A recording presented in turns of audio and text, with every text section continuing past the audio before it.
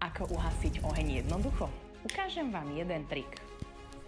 Zapalíme sviečku a keď ju prikryjeme, tak zhasne.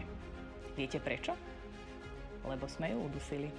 A čo keby sme to vedeli urobiť vo veľkom? Poďte, ukážem vám niečo. Predstavujeme ti fire izolátor v praxi. Je to protipožiarna deka, ktorá slúži na kontrolu požiaru pre elektromobil. No a v prípade vzniku požiaru so spaľovacím motorom alebo nejaké priemyselné zariadenie, tak to aj uhasí.